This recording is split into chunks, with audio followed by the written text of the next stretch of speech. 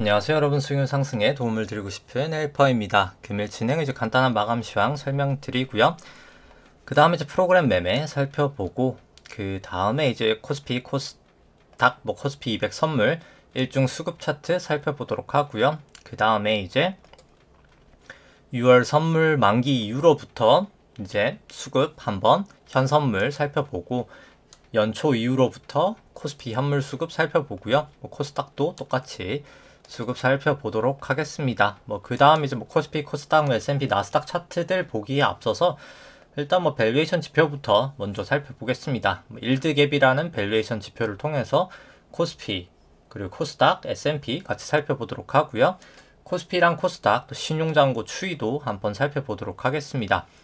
그 다음에 이제 통화량 대비해서 이제 통화량 지표 이제 M2 대비해서 S&P, 나스닥 이제 그리고 코스피, 코스닥 좀 데이터를 통해서 통화량 대비해서 증시가 고평가인지 저평가인지 살펴보도록 하고요. 그 다음에 이제 매크로 관련된 지표들 ISM이나 이런 건 이제 얘기 드렸기 때문에 설명은 생략하도록 하고, 이제 월간 한국 수출액 대비해서 시가총액 그리고 이제 글로벌 GDP 대비해서 코스피, S&P 그리고 데이터를 통해서 좀 약간 밸류에이션 살펴보도록 하고요.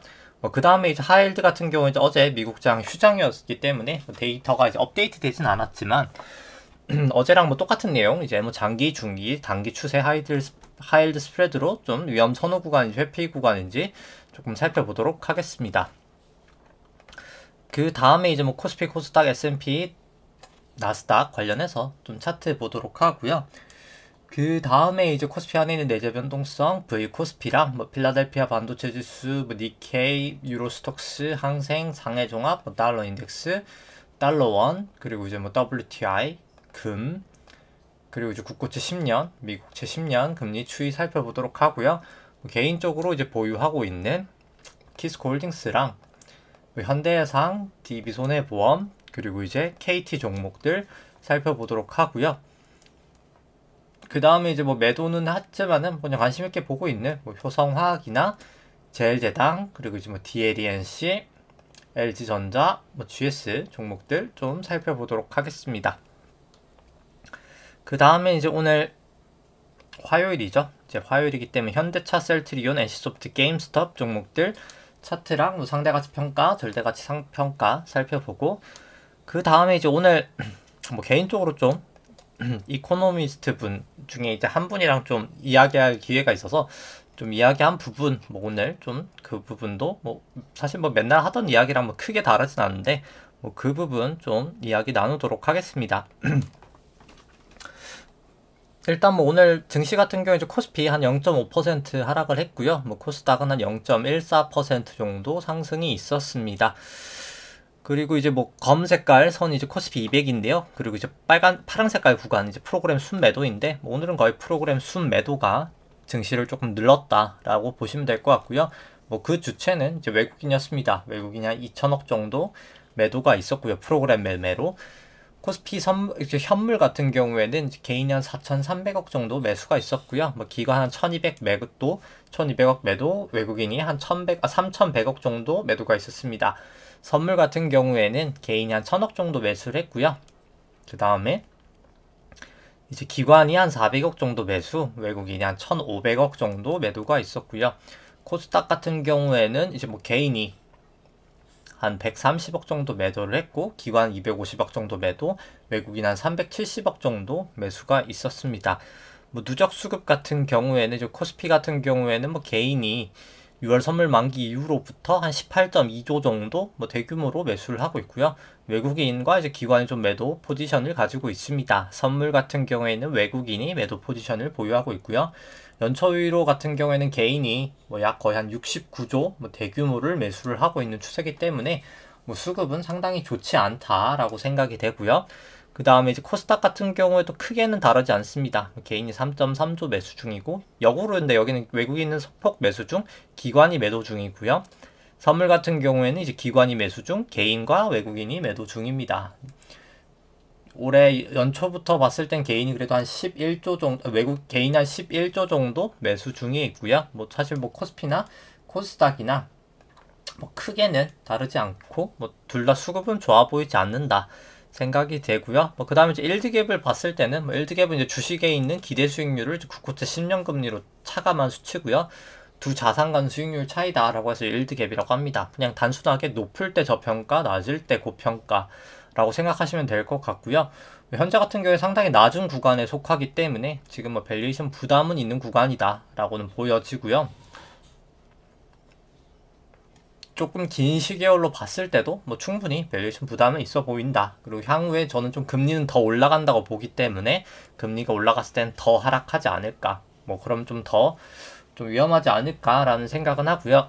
뭐 코스닥 같은 경우도 2018년 부근까지 떨어졌던 건 아니지만 뭐 좀 이렇게 상방으로 좀 방향성 가고 있어서 좀 조심할 필요성은 있어 보인다 생각은 들고요. 뭐 그 다음에 이제 코스피랑 S&P 뭐 같이 돼 있는 거 한번 살펴보시면은 원래 계속 유사하게 흘러가다가 뭐 일단 최근에는 좀 그 미중무역 분쟁 발발하는 그때 정도부터 좀 왜곡은 되고 이렇게 약간 좀 벌어지고 있긴 합니다. 미국이 조금 더 고평가를 받고 있는 상황이고요.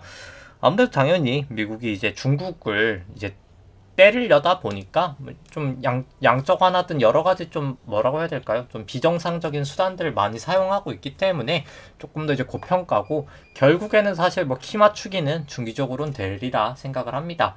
특히 개인적으로 뭐 그래서 전 좀 중기적으로는 미국 쪽은 그렇게 긍정적으로 보진 않고요.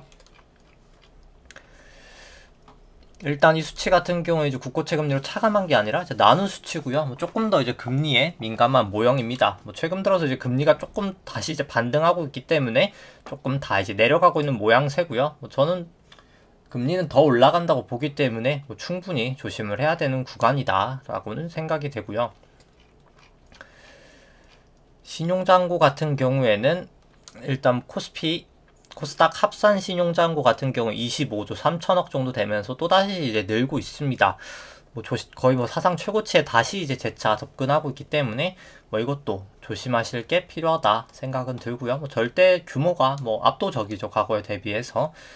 그리고 신용잔고를 코스피 시총으로 나눈 수치 같은 경우에도 뭐 당연히 압도적인 사상 최고치 수준이기 때문에 충분히 조심할 필요성이 있다. 그리고 이제 신용잔고 증감 속도가 이렇게 떨어질 때 항상 조정을 나타냈기 때문에 이 떨어진다는 게 결국 이제 돈이 더 이상 이제 돈 빌리기도 쉽지 않다는 거거든요. 빌릴 사람도 없고 그거 자체가 이제 유동성이 슬슬 이제 끝나가는 단계다라고 생각이 들기 때문에 뭐 조심할 필요성은 있어 보인다라고 생각이 되고요. 뭐 코스닥은 설명은 생략하고 그냥 차트만 보여드리도록 하겠습니다. 그 다음에 이제 S&P를 M2로 나눈 지표 같은 경우에는 이제 통화량 대비해서 증시를 보는 거고요. 높을수록 이거는 고평가, 낮을수록 저평가입니다. 다 컨버블 이후로 뭐 사상 최고치이기 때문에 뭐 밸류에이션 부담은 있는 구간이다라고 통화량 대비해서도 생각이 되고요. 뭐 나스닥도 마찬가지입니다. 뭐 통화량 대비해서 여기도 이제 고평가 구간이다라고 생각이 되고 뭐 코스피 같은 경우에도 2018년 부근까지 왔다가 좀 빠지고 있어서 뭐 충분히 밸류에이션 부담은 있어 보인다 생각이 되고 뭐 코스닥도 뭐 거의 비슷한 모양새다라고 생각이 됩니다.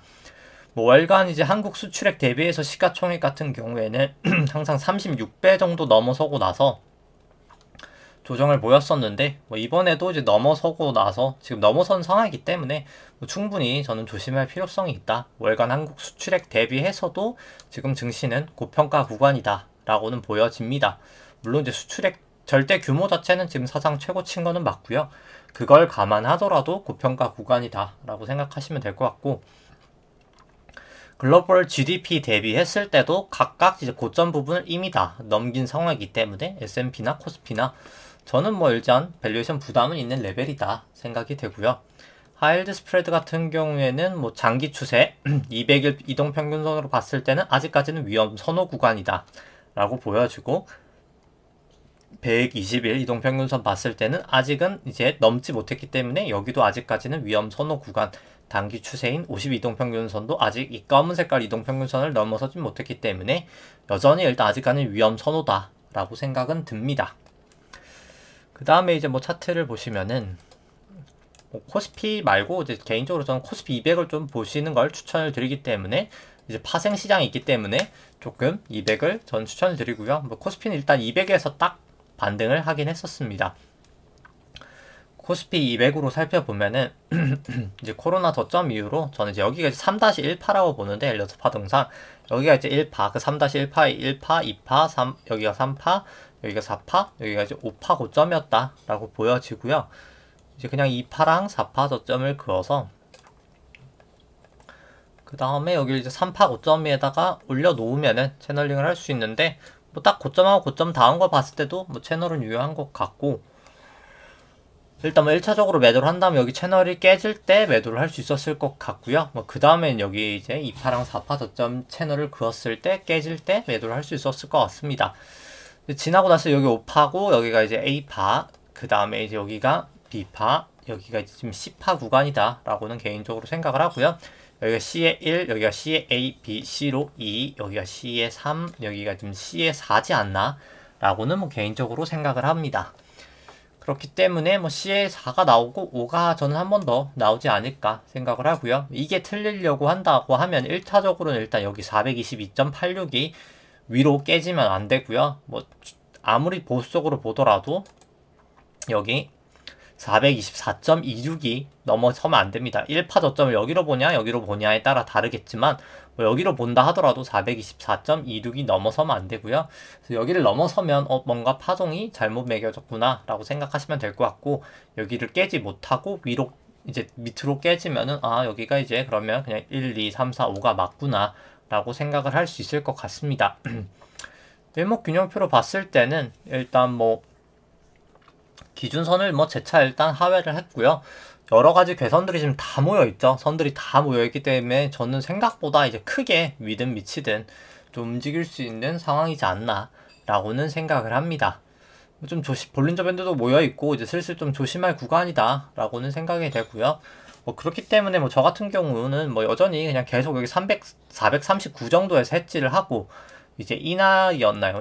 이날이었죠? 이제 이날 다시 이제 재차 해지를 하는 이유, 이날 이제 매도를 했었거든요. 이날 매도를 하고 다시 선물 매도하고, 선물 다시 매도했던 거 재매수하고, 이날 그냥 다시 선물 매도를 한 상태에서 그냥 아직까지는 보유하고 있습니다. 뭐 그래서 좀 저는 조심할 구간이다 라고는 보여지고요. 그리고 뭐 장기 추세를 보더라도 이제 구주봉을 보더라도 여기 이제 RSI 이제 과매도 구간 나오고 나서 이제 좀 내려가고 있고, 볼린저 밴드 타다가 하회를 하였고, 3주봉으로 보더라도 이제 전환선 하회하였고, 뭐 MACD 매도 시그널, RSI 매도 시그널 뭐 다 나왔기 때문에 뭐 추세는 여전히 좋지 않다라고 보여지고, 뭐 코스닥 150 같은 경우에는 다만 일단 아직까지는 추세는 다 호전돼 있어서 뭐 추세상은 문제 없다라고 보여지고, 그냥 여기는 아마도 여기가 A, B 정도지 않을까라고는 뭐 개인적으로 일단 뭐 생각이 됩니다. C 정도 남아있지 않을까 생각이 들고요. 그 다음에 이제 S&P 같은 경우에는 마지막 5파에 지금 어딘가를 가고 있다라고 생각이 듭니다. 여기가 1파, 2파, 3파, 4파 나오고 여기가 이제 5에 어딘가를 가고 있지 않나 라고 생각을 하고요. 뭐 아직까진 전환선 기준선 뭐 다 상회하고 있어서 뭐 크게 추세상은 문제는 없지만 뭐 언제든 여기 깨지면 저는 좀 리스크 관리는 좀 하시는 걸 추천을 드립니다. 뭐 조심할 필요가 있다라고 보여지고, 뭐 나스닥 같은 경우에도 뭐 나스닥이 조금 더 사실 명확하게 보이긴 합니다. 여기가 1파, 2파, 3파, 4파고 뭐 저 같은 경우에 이제 여기가 1파, 2파, 3파, 4파 치고 나서 마지막 이제 여기 5회가 이제 좀 연장이 돼서 여기가 1파, 여기가 2파. 근데 이제 좀 애매한 것은 여기가 이제 3, 4, 5로 볼지 아니면 여기를 3, 4, 5로 볼지 뭐 이게 조금 차이인 것 같은데, 뭐 그래서 근데 뭐로 보더라도 뭐 예를 들어서 여기가 5파 지금 쳤다, 거의 쳐간다라고 보든 4가 나오고 한번 5가 더 있다라고 보든 뭐 결과적으로 저는 뭐 멀지 않은 시간대, 뭐 그 기간이 그렇게까지 길진 않겠죠. 뭐 길어봐야 한 달, 두 달. 뭐 길지 않은 시간 내에 저는 좀 조정은 좀 생각보다 미국 쪽은 크게 나타날 수 있다라고는 생각을 합니다. 뭐 좀 조심할 필요성이 계속해서 있다. 뭐 좀 조금 더 먹겠다고 좀 위험을 그렇게 크게 감수할 필요는 없는 구간이다 라고는 보여집니다. 딱 정해진 기준 잡아놓고 깨지면 그냥 바로 매도한다, 뭐 이런 생각으로 가면 되지 않을까 생각을 하고요. 그 다음에 이제 코스피 안에 있는 내재 변동성 V코스피 같은 경우에는 뭐 오늘 뭐 오히려 뭐 소폭 하락은 했습니다. 그렇기 때문에 뭐 아직 변동성은 뭐 크게 이상은 없다라고 생각은 하고요. 뭐 필라델피아 반도체 지수 같은 경우에 이제 뭐 어제 노동절 때문에 미국 휴장이었기 때문에 뭐 사실 움직임은 없었지만 일단 뭐 여기 딱 전환선 기준에서 딱 반등은 해서 이제 여기서 반등을 잘 해주느냐 아니면 전환선을 이제 하회하느냐 일단 뭐 그걸 지켜봐야 될 것 같은데 뭐 아직까지 추세는 뭐 문제는 없다. 아직까지는 추세에는 이상은 없다라고는 보여집니다. 뭐 니케이 같은 경우에는 뭐 이제 계속 뭐 스가 총리 좀 사임하면서 뭐 좀 정책 기대감으로 계속 올라가고 있는데 뭐 저 같은 경우에 이제 여기가 고점 전고점 넘어서지 않는 이상 저는 비파지 않을까라고는 생각을 하고 오늘 좀 꼬리가 나면서 종료가 됐기 때문에 뭐 살짝 이제 좀 조정을 보일 가능성이 있지 않을까라고는 좀 예측을 해봅니다. 뭐 결국 이제 갭이 생각보다 많이 나왔었죠. 여기서도 갭이 나오고 여기서도 갭이 나오고 이 갭들이 이제 메꿔지면은 제가 봤을 때 조금 이제 하방에 다시 열리지 않을까라고는 보여지고요. 근데 뭐 지금 당장은 뭐 추세는 뭐 문제는 없다라고는 생각을 합니다. 뭐 유로스톡스 같은 경우에도 뭐 일단 추세 자체로는 문제가 없는데 뭐 제가 봤을 때 그래도 여기도 저는 뭐 좀 머지않아 좀 리스크 관리를 해야 될 구간이지 않나라고는 보여집니다만 뭐 일단 뭐 조금 더 확인하고 싶다라고 하면은 전환선이든 기준선이든 정해놓고 뭐 깨지면 매도하면 될 것 같고요. 뭐 항생 같은 경우에 이제 오늘 뭐 다 호전이 되면서 이제 크게 뭐 추세상은 문제가 없는데 뭐 결국 이제 여기도 뭐 일본처럼 마찬가지고 B 한번 오고 그 다음에 이제 무너지지 않을까라고는 생각이 됩니다. 뭐 상해 종합도 지금 B에 어딘가를 지금 가고 있다라고 보여지고요. 근데 여기도 이제 중요한 것은 여기를 넘냐 마냐가 중요할 것 같습니다. 뭐 저는 일단 B라고는 일단 아직까지는 생각을 하고요.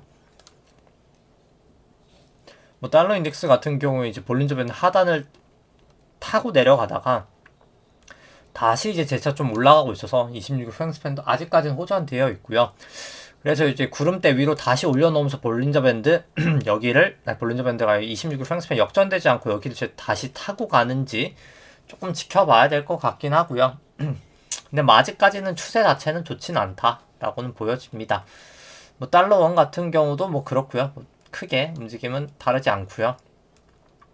뭐 WTI 같은 경우 이제 구름대에서 계속 막히고 있는데 뭐 여기를 이제 뚫으면서 26일 프랭스팬이 호전이 되는 게 일단 뭐 상승 추세로 조금 더 이제 확신할 수 있는 단계인 것 같고 금선물 같은 경우도 뭐 이제 그냥 여전히 이제 실질금리 아직까지는 1% 수준이기 때문에 그냥 구름대 여기서 계속 언저리에서 놀고 있는데 뭐 저는 결국엔 사실 실질금리는 올라갈 수밖에 없다고 보거든요. 결국에 시간의 문제지.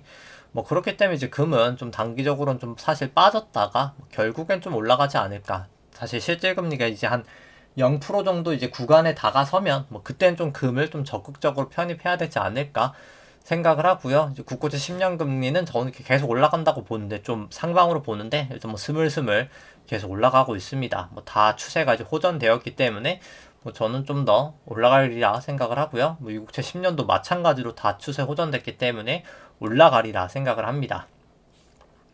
이 부분은 좀 마지막에 얘기를 조금 더 하도록 하고요. 뭐 키스콜딩스 같은 경우에는 일단 뭐 올라갔던 게 이제 옆 동네의 요인이 가장 큰 것 같고요. 이제 가덕도 공항 뭐 지금 다시 뭐 공사한다 뭐 이런 게 이슈가 있다 보니까 이제 대한제강이 그쪽 동네에 좀 땅이 좀 있다 하더라고요. 그래서 대한제강이 오늘 한 10% 올랐죠. 이제 옆 동네 친구가 뭐 그렇기 때문에 좀 그 부분에 약간 수혜를 좀 받지 않았나라고는 생각이 되고요.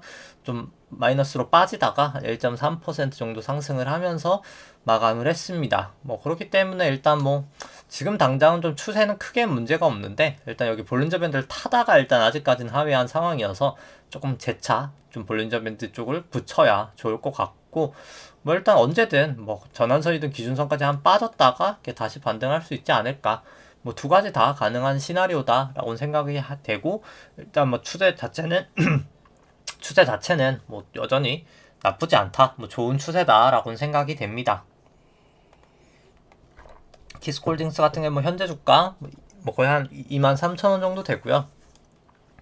나머지 이제 실적 전망치 이 정도 나온다라고 감안을 했을 때 뭐 저는 한 68,000원까지도 갈 수 있는 주식이다 생각은 들고요. 뭐 가장 중요한 것은 그리고 키스콜딩스 같은 경우에는 뭐 실적은 이미 사실 항상 좋았기 때문에 뭐 실적보다 결국 키스콜딩스의 뭐 제가 봤을 때 이제 최대 이제 비밀 무기는 결국 주주 환원 정책이라고 생각을 합니다.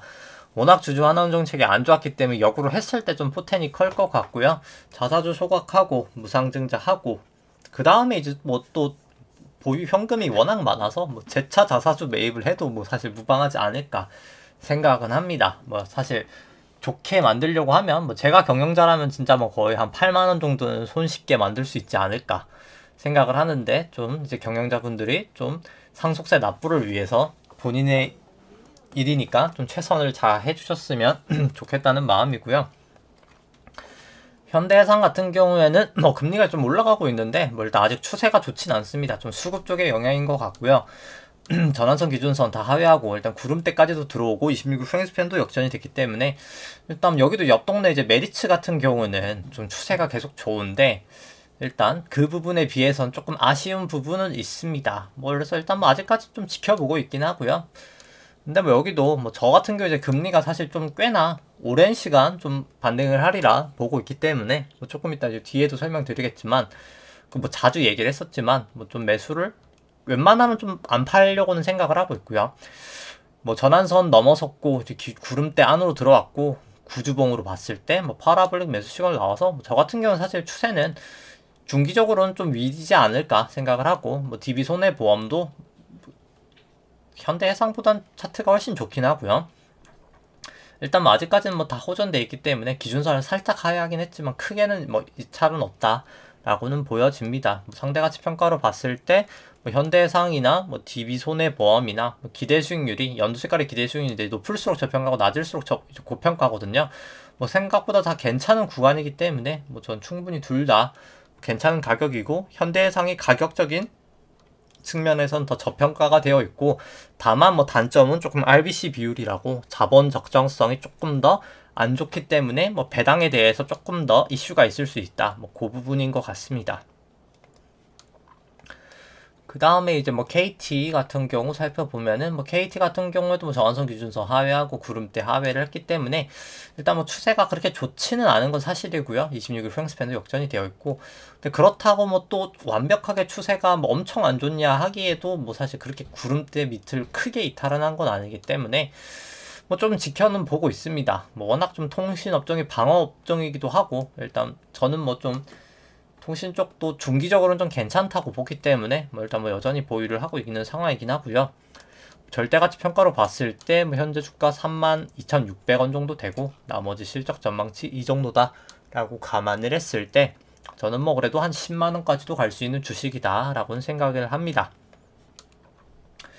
그 다음에는 이제 뭐 지금 보유하고 있진 않지만 관심있게 보고 있는 뭐 효성화학 같은 경우에는 일단 효성화학 같은 경우도 이제 구름대 여기를 못 넘었죠. 뭐 그렇기 때문에 일단 뭐 재차 일단 여기 이제 기준선 부분까지 왔는데 여기를 이제 하회 하나 마냐가 좀 관건일 것 같고요. 계속해서 26일 프랭스팬은 돌파될 듯 말 듯 못하고 있습니다. 재차 돌파를 하냐 마냐가 이제 곧 좀 관건일 것 같고요. 이제 120 이동평균선도 지나가는데 이제 어제는 여기서 지지를 해줬는데 이제 앞으로 여기를 지지를 할지 아니면 재차 구름대를 뚫어서 26 프랭스팬도 호전이 될지를 좀 지켜봐야 될 것 같습니다. 근데 다만 뭐 회사 자체는 상당히 좋다라고는 보여지고요. 현재 주가 36만원 정도 되고 나머지 실적 전망치 이 정도다라고 했을 때 뭐 저는 사실 한 100만원까지도 갈 수 있는 주식이다 라고는 생각이 됩니다. 그 다음에 뭐 제일제당 같은 경우에 이제 볼린저밴드 상당히 모여 있어서 이제 곧 어디로든 위든 밑이든 저는 좀 틸이라 생각을 하고요. 뭐 아직까지는 다 역전이 돼 있어서 뭐 추세는 아직은 좋지 않다라고는 보여집니다. 제일제당 같은 경우 현재 주가 44만원, 그 다음에 이제 나머지 실적 전망치 이 정도다 라고 했을 때 뭐 저는 한 70만원까지도 이제 갈 수 있는 주식이다 라고는 생각이 되고요. 그 다음에 이제 뭐 DLNC 같은 경우에는 뭐 그래도 일단 뭐 꾸역꾸역 그래도 이제 꾸역꾸역보다는 뭐 그래도 꽤 잘 올랐죠. 이제 뭐 계속 좀 구름대 근처를 가고 있습니다. 그래서 26일 프랭스팬 이제 호전이 되냐 마냐인 것 같고요. 뭐 호전되면은 조금 다르게 생각해봐도 되지 않을까 생각을 합니다. 뭐 그래서 이제 저 같은 경우에 이제 그냥 볼린저밴드 상단 이렇게 타고 가는 거 한번 지켜보려고 하고요. 일단 26일 프랭스팬이 좀 호전이 돼야 되지 않을까. 최소한 저는 뭐 그 정도는 되는 게 좀 확인을 하고 오히려 가려고 하고 있고요. 근데 뭐 DLNC 같은 경우에도 사실 현재 주가 한 14만원 정도 되고 나머지 실적 전망치 이 정도 나온다라고 했을 때 우선주 같은 경우에는 배당 매력도 충분하고 그 다음에 뭐 내재 가치도 뭐 충분히 한 38만원까지 갈 수 있기 때문에 뭐 좋은 회사다라고는 생각이 됩니다. 그 다음에 이제 뭐 LG전자 같은 경우에도 뭐 일단 애플카 이슈 때문에 좀 급등을 했다가 일단 뭐 재차 하락을 하면서 뭐 개선들이 또 다시 이제 모여 있는 상황이고요. 뭐 그렇기 때문에 일단 뭐 저는 뭐 좀 적어도 26일 프랭스팬이라도 좀 호전이 돼야 되지 않을까 생각은 합니다. 그래서 뭐 아직은 조금 더 지켜봐야 된다라고 생각은 들고요. 그 다음에 이제 LG전자 같은 경우 현재 주가 14만 7천원이고 나머지 실적 전망치 이 정도다 라고 감안을 했을 때 뭐 그래도 한 24만원까지 저는 갈 수 있는 내재 가치는 보유하고 있다 라고 생각이 되고요. GS 같은 경우에는 뭐 일단 아직까지는 전환선 기준선 호전되어 있고 근데 아직 26일 프랭스팬 역전이 돼 있어서 뭐 여기도 뭐 조금 추세는 조금 더 지켜봐야 되지 않을까 생각이 됩니다. 그 다음에 이제 뭐 GS 같은 경우에는 현재 주가 한 42,000원 정도 되고 나머지 실적 전망치 이 정도다 라고 했을 때 그래도 뭐 거의 한 146% 정도 상승 여력은 존재한다 라고 생각이 되고요. 오늘 할 종목 이제 화요일날 뭐 현대차, 셀트리온, NC소프트, 이제 게임스탑이고요. 현대차 같은 경우에는 절대가치 평가부터 먼저 보시면은 현대차 뭐 현재 주가 21만원 정도 되고요. 나머지 실적 전망치 이 정도 나온다 라고 감안을 했을 때 뭐 저는 좀 밸류에이션 부담은 있어 보인다 라고 생각을 합니다. 뭐 적정 주가라고 생각을 계산이 되는 거는 6만원 밖에 나오지 않기 때문에 뭐 저는 좀 비싸 보인다 라고 생각을 하고요. 근데 다만 제가 이제 구황이 당연히 절대적일 수는 없습니다. 연구 성장률 26년 이후로 3%씩 현대 자동차 성장을 하고 이제 캐펙스 4조 2천 정도 하고 실적 전망치가 이 정도가 맞다 라고 감안을 했을 때는 뭐 저는 이제 고평가라고 생각을 하고요. 근데 갭 자체가 저는 좀 크긴 하기 때문에 뭐 사실 고평가 구간이다 라고는 사실 보여집니다. 어떻게 계산을 하더라도 뭐 그래서 뭐 만약에 전기차나 뭐 수소차 쪽에서 현대 자동차가 압도적인 퍼포먼스를 보이면서 이제 애널리스트 전망치보다도 압도적인 실력을 보여준다고 하면은 당연히 지금 주가가 그냥 적정하다 아니면 혹은 엄청나게 좋아진다고 치면은 지금 이제 저평가다라고 생각할 수도 있겠는데 지금 그냥 전망치 정도 수준에서는 저는 비싼 수준이다 라고는 보여집니다. 뭐 그 다음에는 상대가치 평가를 보더라도 기대 수익률 계속 주가가 올라가면서 낮아지고 있죠. 뭐 그렇기 때문에 뭐 지금 뭐 그렇게 가격적인 메리트는 없는 구간이다. 뭐 비싼 편이다. 조정은 받았음에도 불구하고 뭐 그렇게 생각이 되고요. 차트를 봤을 때는 일단 뭐 여전히 차트는 뭐 그렇게 좋아 보이진 않습니다. 전환선 기준선 상회는 했는데 일단 나오더라도 뭐 저는 이제 B 정도 나오지 않을까 생각을 하고 있기 때문에 B파 나오고 저도 이렇게 C로 빠지거나 하지 않을까 라고는 뭐 생각이 되고요. 그 다음에 셀트리온 같은 경우에는 현재 주가 28만원 정도 되고 나머지 이제 실적 전망치 이 정도다 라고 감안을 했을 때 뭐 한 8만원 정도가 나오기 때문에 뭐 이거 같은 경우도 저는 밸류에이션 부담은 있는 회사다 라고는 생각을 합니다. 근데 다만 이제 셀트리온 같은 경우에는 기대 수익률 보시면 항상 낮았거든요. 그러니까 항상 좀 고평가가 됐어서 한 2017년부터는 한 16년 이때부터는 항상 고평가인 상황이어서 뭐 지금 그냥 과거 대비해서는 비싸지도 뭐 싸지도 않은 상황이다. 뭐 그 정도로 생각이 됩니다. 셀트리온 같은 경우에는 뭐 일단 뭐 추세 자체가 그렇게까지 나쁜 건 아니고요. 근데 이제 여기 기준선 부분까지 딱 내려와서 여기서 재차 이제 반등을 해두느냐 마느냐가 뭐 관건일 것 같습니다. 뭐 기준선 깨지면 뭐 그때는 이제 미련 없이 그냥 매도를 하는 게 저는 좀 맞지 않을까라고는 생각이 들고요. 그 다음에 이제 뭐 NC소프트 살펴보면은 NC소프트 같은 현재 주가 한 60만원 정도 되고 61만원 정도 되고 나머지 실적 전망치 이 정도다 라고 감안을 했을 때 그냥 많이 빠졌음에도 불구하고 전망치대로 실적이 나온다 라고 감안했을 때 그냥 지금 주가가 저는 그냥 적정하다 그렇게 생각이 됩니다. 상대가치 평가로 봤을 때는 뭐 지금 이제 뭐 엄청 비싸지도 뭐 엄청 싸지도 않은 그냥 보통 구간이다 라고 생각이 되고요. NC소프트 같은 경우에는 뭐 차트는 뭐 안 좋습니다. 이제 뭐 볼린저 밴드 사실 이렇게 올라타고 나서 조금 반등할 수 있는 기술적으로 있는 구간임에도 불구하고 뭐 워낙 지금 계속해서 좀 실적이 안 좋게 나오다 보니까 그 부분 때문에 이제 좀 하락을 하고 있는 것 같고요. 일단 웬만하면 전 떨어지는 칼날은 잡지 않는 게 좋다라고 생각을 하기 때문에 뭐 굳이 뭐 사실 지금 당장 매수하는 건 필요 없다라고 생각을 합니다. 물론 근데 이제 사실 과매도 구간이라 뭐 언제든 상승할 수 있는 상황이다라고 생각이 되고요. 뭐 그럼에도 불구하고 뭐 조금 더 빠질 수도 있기 때문에 뭐 저는 이런 거는 그냥 안 하는 게 맞지 않나. 뭐 저가 매수라고 한다고 하기에는 저가가 어디까지 내려갈지 모르는 거거든요. 결국 저가라는 건 후행적으로 알 수 있는 거기 때문에 저는 뭐 굳이 먼저 들어갈 필요는 없다라고는 생각이 됩니다. 그 다음에 이제 뭐 게임스탑 보면은 게임스탑 같은 경우에는 뭐 일단 지금 당장은 뭐 기준선 위고 26일 후행 스팸 뭐 호전돼 있기 때문에 뭐 크게는 문제 없지만 뭐 저 같은 경우 이제 내재 가치 없는 주식은 사실 그렇게 추천드리지 않기 때문에 뭐 저는 좀 매도를 하는 게 맞지 않을까 뭐 개인적으로 생각이 되고 뭐 추세상으로는 일단 뭐 기준선 깨기 전까지는 그냥 차트만 봤을 때는 뭐 들고 있어도 크게는 무리는 없지 않을까 생각을 합니다. 근데 워낙 가격 변동성이 있는 주식이라서 이게 일봉으로 봐서 그렇지 사실 분봉으로 보면 더 이렇게 막 내려가 있는 부분들이 있거든요.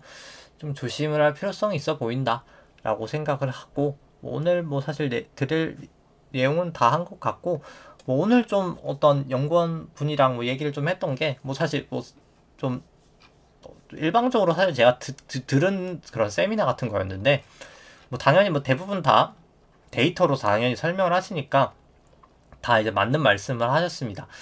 이제 결국 경기가 좋아진다가 뭐 핵심이었습니다. 뭐 경기가 좋아질 여지는 충분히 많고요. 돈도 이미 많이 풀렸고 지금 여전히 뭐 병목 현상이 있긴 하지만 상품에 대한 수요는 여전히 견고하고요. 뭐 이제 재화에 대한 수요도 견고하고 결국 이제 서비스에 대한 것도 향후에는 조금 더 좋아질 것이기 때문에 이제 데이터들이 이제 피크아웃 친 것은 맞습니다만 보시면은 미국 ISM 제조업 지수나 이제 비제조업 지수, 뭐 수출액 같은 게 다 YOY 전년 대비로 뭐 피크 친 게 다 맞습니다. 근데 이제 절대 규모 자체는 계속 늘어날 수 있긴 하거든요. 수출액 같은 경우에도 뭐 그 부분은 저도 동의합니다. 뭐 그 부분은 당연히 되는데 이제 당연히 이제 경기는 저도 좋아진다라고 생각을 합니다. 향후에는 결국 경기가 역으로 생각하면 저는 좋아지는 게 문제다라고 생각을 합니다. 왜냐면은 지금까지는 경기가 어떻게 보면은 좋았는데 경기가 좋았죠. 근데 이제 경기가 좋았는데 이제 돈을 많이 풀면서 이제 사실 코로나 때문에 경기가 안 좋았던 부분 때문에 돈을 많이 풀면서 지금은 경기가 좋죠. 뭐 사실 지금은 경기가 좋습니다. 이제 제가 말하는 경기는 이제 자본주의 사회에서 이 자산 시간에 대한 이제 경기고요. 뭐 당연히 이제 우리나라 같은 경우에는 코로나19에 대한 그런 뭐 거리두기 때문에 자영업자분들은 상당히 힘드신 분이 많지만은 우리나라 경제에서 사실 차지하는 비중이 우리나라는 사실 거의 수출이죠. 수출이기 때문에 그 부분이 크진 않기 때문에 그냥 전체적인 우리나라의 경제로 봤을 때는 지금 경제 성장률은 뭐 못해도 보통 한 3.4, 3.9 올해 성장률 한 4% 정도를 생각하고 있기 때문에 보고 있기 때문에 충분히 이제 뭐 경제는 좋습니다. 경제는 좋은데 문제는 이제 경제가 좋다 보니까 지급준비금 이제 은행에 쌓인 돈이라고 생각하시면 될 것 같고요. 은행에 이제 돈이 이렇게 쌓여가지고 실제로 이제 실물 경제로 이 돈들이 흘러간 건 아니었거든요. 그래서 근데 이제 중요한 건 경제가 좋으면은 예대율이라는 게 이제 보시면은 미국 쪽도 한번 보시면 예대율이 60%밖에 안 됩니다. 뭐 압도적으로 지금 엄청 낮은 수준이고요. 예대율이 원래 뭐 닷컴 버블 때나 2008년도 금융위기 때 100%였거든요. 100%도 넘었었는데 뭐 그런데 지금 얘들이 60%밖에 안 돼요. 경기가 정말 계속 이렇게 좋다라고 치면은 대출을 더 많이 하면서 사람들이 투자를 많이 하겠죠. 예금을 인출해서 다른 데를 쓰던지요. 이게 올라가면 돈이 정말 이제 은행에 지금 쌓여있는 돈들이 실물 경제로 막 흘러나올 거거든요. 그러면 이제 인플레이션이 발생을 안 할 수가 없습니다. 근데 이제 사람들이 조금 약간 간과를 하는 것은 그럼 이제 뭐 연방준비은행이 뭐 어떤 대책을 하지 않겠어? 라고 하는데, 생각을 해보시면은 이게 좀 회계에 대한 얘기입니다. 뭐 결국 이게 연준의 재무 상태표라고 치면은